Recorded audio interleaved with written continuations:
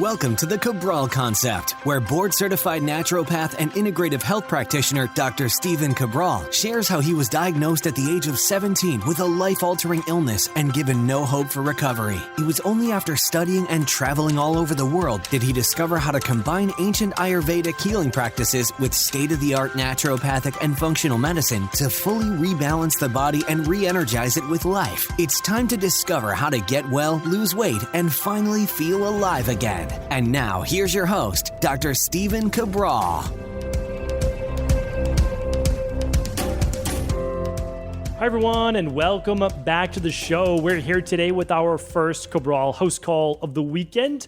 Hopefully, you've been having a great week. Looking forward to being able to now reconnect on our Saturday and Sunday editions of the show and really see what the community is saying. So each and every week, we're looking at what wellness, what weight loss, what anti-aging struggles that people might be going through so that we can better set them on the right track. And that's really what this is all about. It's beginning the journey. And a lot of people have already been on the healing journey now. But what we want to do is we want to get them on that right path, make it a little bit easier for them, the right labs to choose, the right protocols to choose, and really get into this at maybe a deeper level as to why they might be suffering from these specific issues in their body. So always love going through that. We've got our iPad right here of all of your questions that have come in. These are actually from September 14th, all the way through about the 16th or 17th today. So if you wrote in before September 18th or so, your question will be answered on this show or it was on a previous show. All of those previous shows are at stephencabral.com/podcasts. And of course, this show is now on video and you can watch it each and every day on that particular show notes page, or you can go right to YouTube and subscribe right over there. And it's just Stephen Cabral, my name, and you're able to watch it on video. So why don't we dive into our questions, because that is why we are here today. We'll get in about 6 questions. That's what we typically do each and every Saturday and Sunday, 12 questions for the weekend. And let's get started. So first question today is from Patrick. Patrick is saying, hey, Dr. Cabral, huge fan, love your podcast and all the work that you're doing. I go to the gym about 3 days a week and hit the weights for about 30 minutes. I never heard you mention anything about isometric exercises. Can you go over some of the pros and cons? I'm just looking to switch up doing the same thing all the time and maybe get more toned and increased strength. Thanks for all you do. All right, well, I have talked about isometric exercises before a long time ago. You're able to search that at stephencabral.com/podcast and just use that search bar to type in isometric. And it will be on a Training Thursday show from many, many years ago, about 4 years ago. So what I want to share with you is this. There's nothing wrong at all with doing isometrics. What I would even say, if you want to get, I would say, even greater benefit, is choose a comfortable weight that you could do for anywhere between 8 and 15 repetitions, any exercise that you're used to doing. Like you could do the same routine, but what you're going to do is simply hold your contractions for longer. All right, so there's more time under tension. For example, let's say that you're doing a cable chest press. You could do that cable chest press 15 reps in 15 seconds if you wanted to, or you could take your arms, we could bring the weights together, squeeze your pectoral muscles together, hold that contraction for 5 seconds, 10 seconds for each one, and then try 10 reps like that. Well, now you're looking at a minute to a minute and a half for that exercise, and your muscles are going to be on fire in a good way. So you can always increase your time under tension, which would be an isometric contraction. So Patrick, feel free to add that into any one of your workouts. You don't need to do it all the time, but certainly it works great for a drop set, or it works great for basically adding a little bit more spice to any workout, and it can actually work fantastic as well for an exercise that you're beginning to plateau on, meaning you can't increase weight. That's okay. If you can't increase weight, increase the reps or increase your time under tension with isometric contraction. All right, Cynthia is up next. Hello, I've been hearing quite a bit about water filtration. I have a water filter built into my refrigerator and was wondering if you have a recommendation for the type of filter I should purchase, or the standard filter is sufficient in providing clean drinking water. All right, well, here's the thing. A great refrigerator is a great refrigerator specializing in refrigeration and design. But I've never seen a great refrigerator also be a great water filter. They do okay, but certainly not great. And if you've checked out my podcast this week on fluoride toxicity, trust me, you need to find that right water filter. So what I'm recommending is that you can use the water that comes out of your refrigerator if you choose to, but really not a need to. What you'll do is you'll just use regular tap water if you choose to, and then what you're going to do is use your favorite water filter. I did a whole podcast on water filters for every price range, so simply go to stephencabral.com/podcasts, type in water filter, you'll absolutely find it, or go to stephencabral.com/resources, and you'll find my water filter recommendation there.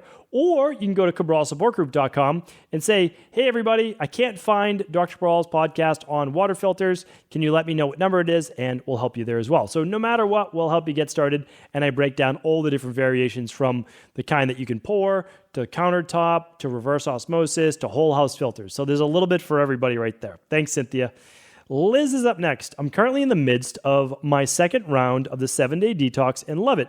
Maybe not the first 2 days. I'm a graduate of IIN, trainer, and currently work for Beauty Counter, which I'm sure you're familiar with. Our standard for clean living, which goes hand in hand with yours. With that said, I'm wondering if you have a referral program for the detox program. I recently have referred 12 people for the 7-day detox, so I have to ask, as I know many other companies do have this. I love the products. I've also tried Fatlocity and love listening to Dr. Cabral's podcasts. Please let me know if this is something you offer. Thanks, Liz. Well, so hopefully someone got back to you in terms of our customer service team, because it's more of a customer service question, but every one of our members of the Integrative Health Practitioner Institute, whether it's level 1 or level 2, after 30 days, they are welcome to become an ambassador for Equilibrium Nutrition. And yes, we do pay commission for referrals that they might recommend in their practice, whatever it might be, because it's always my philosophy that as a healthcare practitioner or an influencer in your regard or health coach, is that you're answering and you're doing so much free work for people, and you've done all the research, that why can't you make a commission for a company that you believe in? So again, I'm a big believer in abundance in all areas, and simply email support@equilibriumnutrition.com. Let them know that you'd like to apply to become an ambassador, and then you can absolutely make a commission on that. No doubt about it. So we always let IHPs, and then other people are on a review application basis. So IHPs are automatically, basically, they never even have to refer, but basically IHPs can get a commission, essentially a discount on their own products if they choose to. It's just one extra fun thing that we like to do for our IHPs. If you want to learn more about that program, we have a lot of people from IIN that used to do, or that did IIN, and this is simply the next level for them.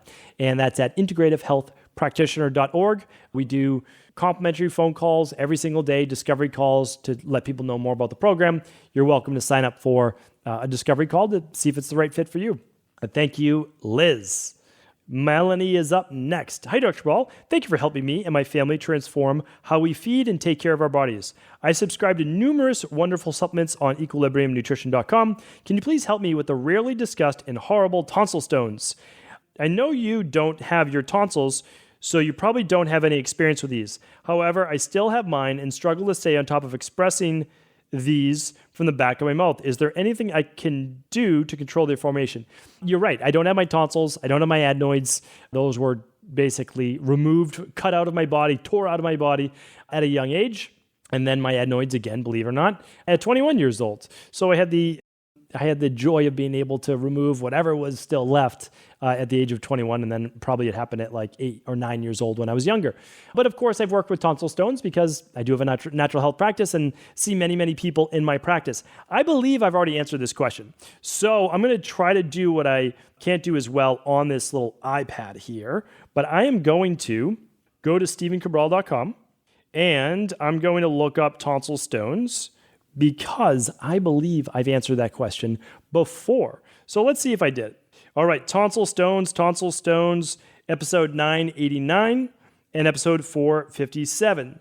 So definitely check out those shows. Those should be your answer right there. But let me give a quick synopsis as well. So with tonsil stones, what I typically do is I work on the detox properties of the body, And I also use magnesium, which can help prevent some of the calcification there as well.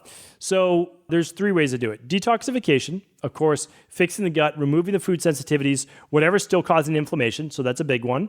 I look at using the neti pot, and if there's any yeast overgrowth, fungal overgrowth in the nasal passages, we'll use a little citruscytol drops. We might do the CBO protocol. Of course, we're doing the functional medicine detox.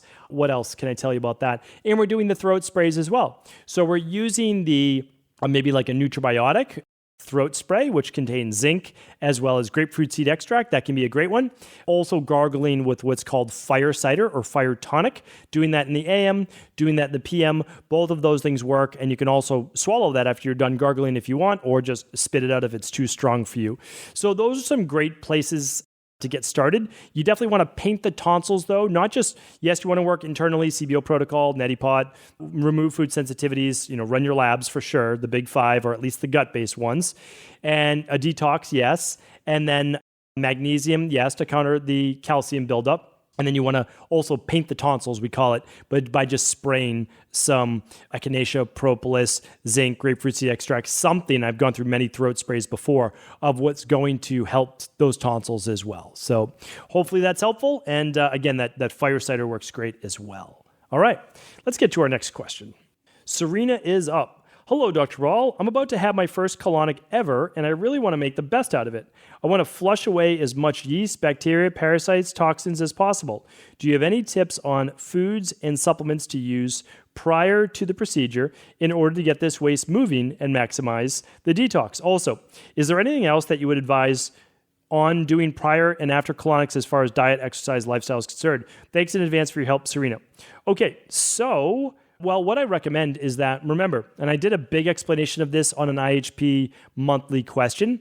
When you're doing a colonic, I really want to be able to explain this, and I please check out my podcast on coffee enemas as well. But when you do a colonic, you are only flushing the 5 to 6 feet of the colon.